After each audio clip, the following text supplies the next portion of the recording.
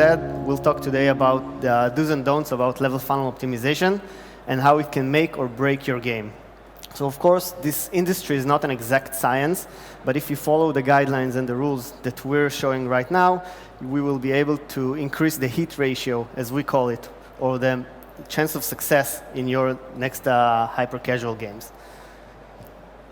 Every game that we're working on can be a game changer for us. It can change our whole world in a day. I'll try to highlight some of the most important elements that can turn your next game into a top chart project.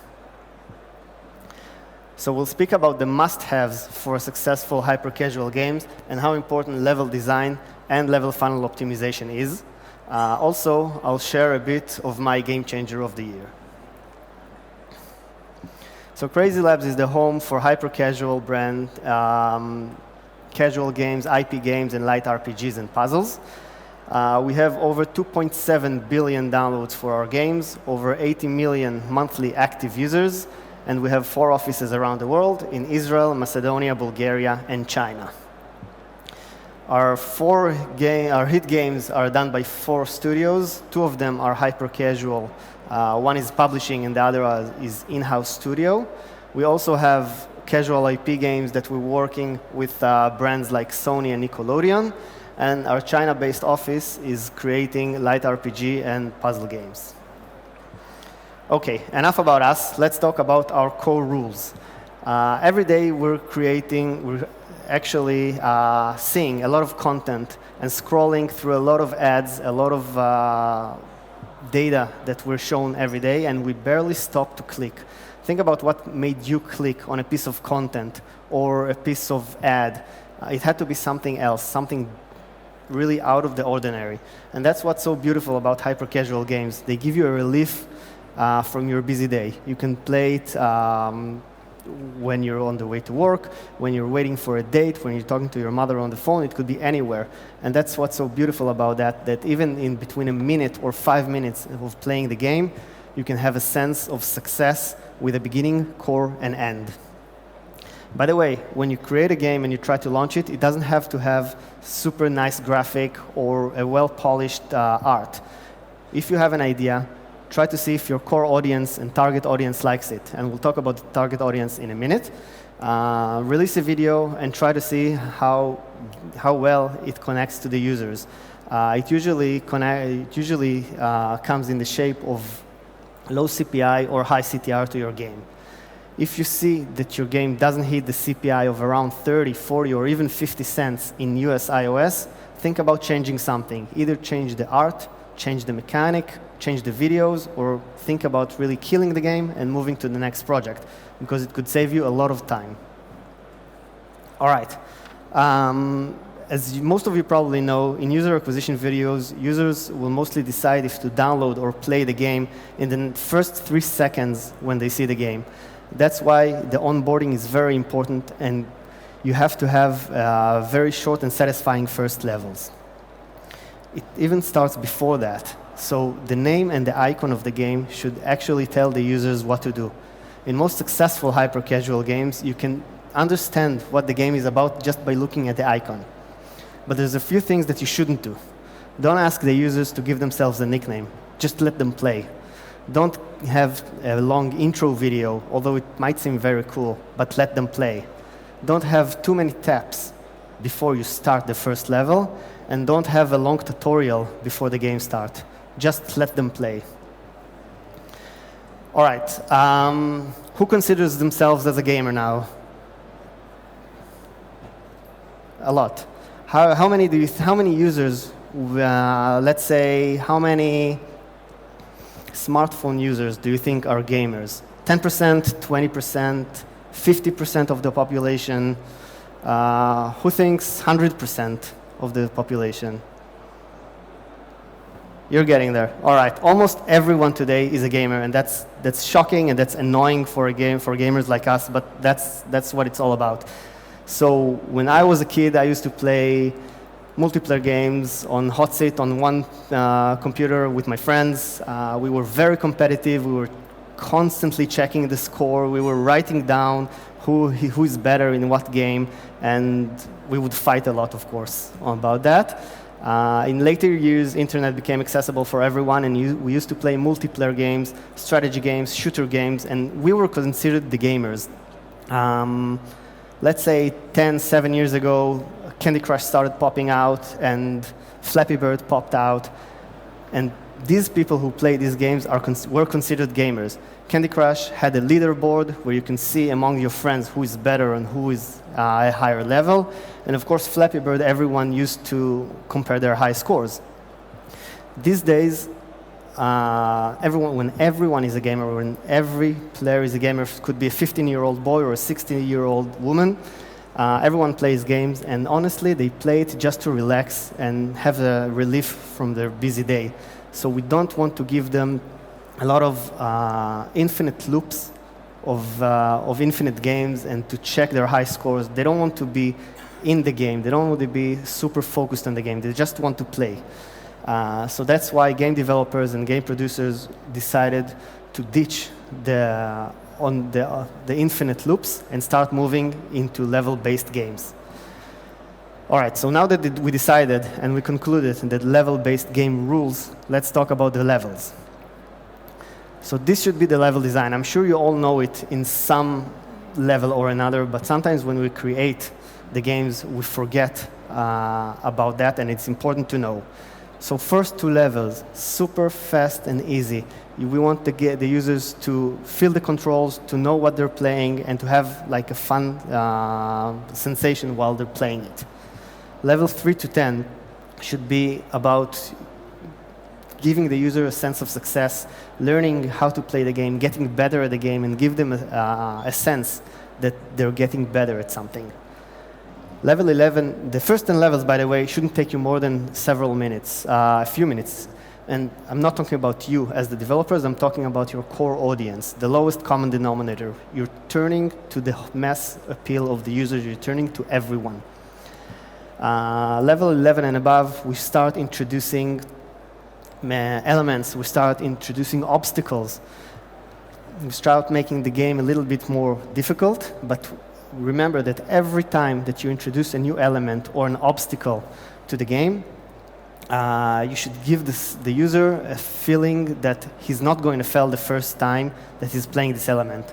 Repeat that every time you create a new obstacle and give the user a chance to succeed the first time they're meeting a new obstacle. Later levels, we're repeating and we're gradually increasing the difficulty, but we're remembering to give the users some sense of relief between levels. So that's a great graph I found at gamasutra.com that shows you exactly how the curve and how the level difficulty should look like.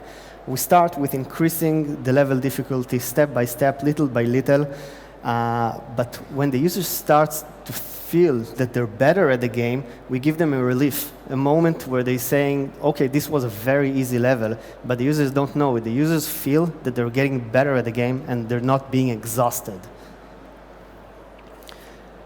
Level funnel optimization. Please, please, please use analytics tools. It doesn't matter which analytics tools you're using, as long as they give you level start and level end. And also pay attention to the level funnel. This is an actual level funnel that we had in one of our games. Everything was around average. Churn levels were okay until we hit the point and a level that had 17% drop rate, which can kill your game.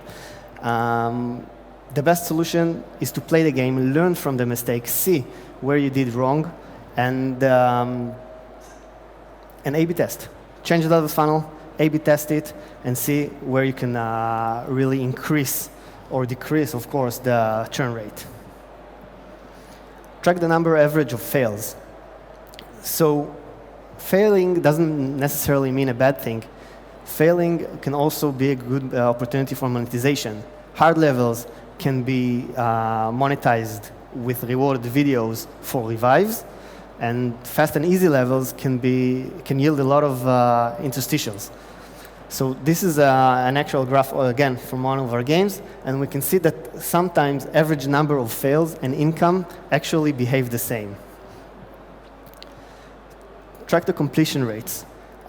It's easy to see where users drop in the game, where users can't succeed in a game, but also sometimes users churn and drop off the game even after completing a level.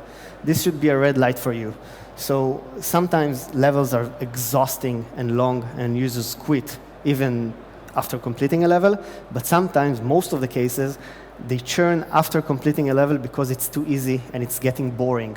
You can see that users complete levels and churn. It always almost means that the game is very easy. We do the level optimization when we start soft launching, and we're moving on to the live ops. Every time that you change something in a game, every update you do, you A/B test it, and you test the level funnel, because bad level funnel can kill your game. Another important tip I have for you, it's free and it's easy. Give your family and friends to play your game. You're the developers, you're the designers, you know all the tips and hints and tricks in your games. You know how to pass every level in a couple of seconds. But most of the users, and we're again talking about the mass appeal, all the users, all the people who have smartphones and click on ads, they're not really experts in the game. We're creating hyper-casual games for 100% of the population. So give it to someone who doesn't necessarily play games. I myself play between 15 and 20 new games every day, so I know every bits and tricks of these games. But when I come across a good game, in my opinion, I give it to people around the office who are not gamers. This is an actual picture. We sit down, a lot of people who are not connected to games, could be the HR lady, the video editors, the analytics guys, and we walk between them and watch them play the game. They're getting stuck on things that we didn't think was possible, getting stuck or failing. And that's where we listen to our core users, and that's where we A/B test all of our levels. All right, here's what we did so far. We spoke about the onboarding, the first level, level design, level duration, and level funnel optimization. Remember that I said that one game can turn your whole life into a game changer. So today we'll speak about my game changer of the year. It's called AMAZE. It started in early 2018. We started working with one of our developers who's actually here in the crowd. They sent us a racing game, which didn't really work in terms of retention and the KPIs, but we kept working on the game. We tried to iterate the game, and eventually we killed it. We created 2 more games, checked the KPIs, and progressed with every game that we did. And in 2019, they sent us AMAZE. Immediately, the game had retention rates that we didn't see so far. We knew that we had a diamond in our hands, and we worked with analytics, game design. We put all our SDKs, and we went with the game to full launch. We have today almost 50 million downloads.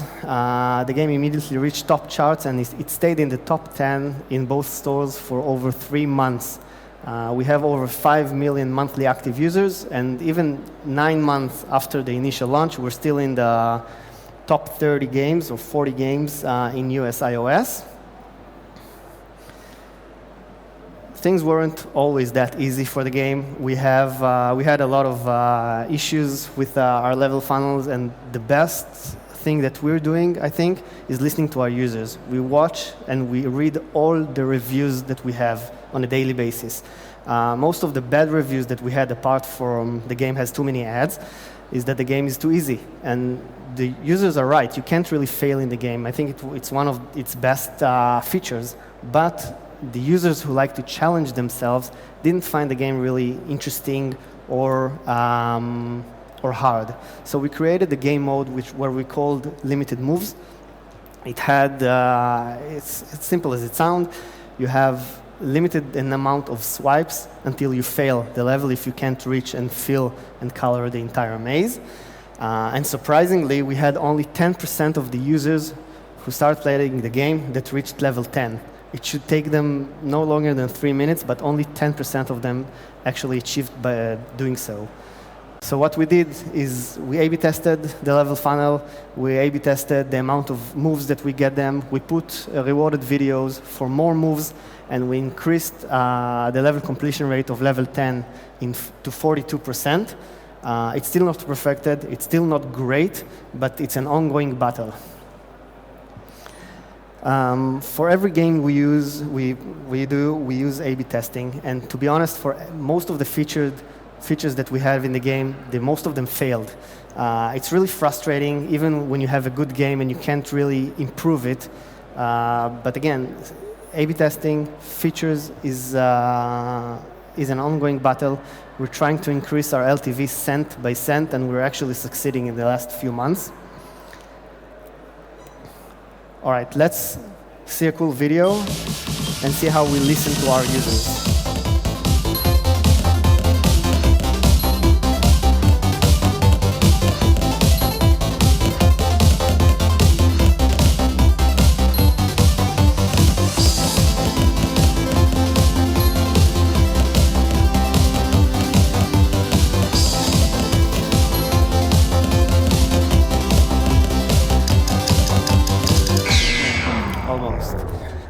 So that actually wasn't in the game. It was an ad that we ran.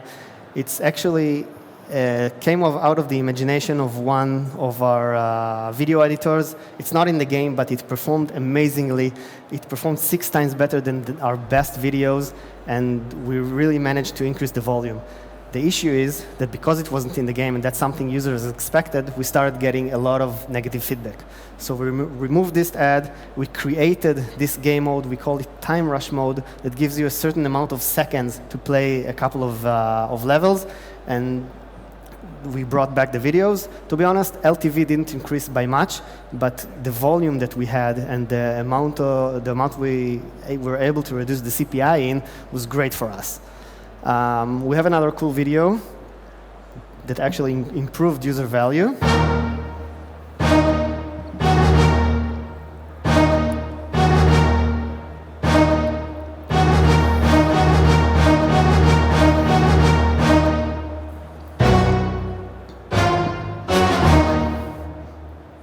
So this is a video we, again, created out of our imagination. It wasn't a part of this game. And we got also amazing feedback, amazing results. We put it in the game. We called it music mode. So for every swipe you make, you create a tone that eventually combines into a melody that everyone knows. It increased user value by 9%. It's not about bragging. It's about telling you guys that great ideas can come from anyone. The video editors are usually 20-something years old guys, the youngest in all of the studios. They come straight from universities or art schools, and they're very much alive, and they're very much, they know exactly what users want because they're kids themselves. So listen to everyone, listen to your family, listen to your friends. Don't just take the words of fancy producers or game designer like myself. Just listen to everyone. All right, let's go over the key elements that we talked about today and see how they meet AMAZE. So onboarding, the first swipe you can see on the bottom left, this is the first level of AMAZE. First swipe you do is the first swipe to finish the first level. No tutorial, no nickname, no intro video, no taps, no nothing. We start the game, and that's where we start to actually feel the first level. First 10 levels can take you less than 1 minute. First 10 levels can take you less than 1 minute, which is the interval for the first interstitial. You can play 10 levels without seeing an ad. Level design is something that we constantly A/B testing. Nowadays, every 10 level in a round number of level 30, level 40, level 50, we have what we call a bonus level, which is a nice shape. It could be a heart, it could be a fish, it could be a sword, it could be a flower, which gives the users a sense of progression. They want to see what the next special character would be. The level duration, as I said, very fast. There's big levels that are very straightforward and you can finish them very quickly. There are smaller levels which are kind of tricky and you might get stuck on, but that's what's interesting about this game. And of course, the level funnel optimization, we constantly A/B test. We're 9 months after the initial launch, and we keep testing and A/B testing our level funnels. I hope that some of these rules will help you in the next project and help you create a game that will amaze the app stores.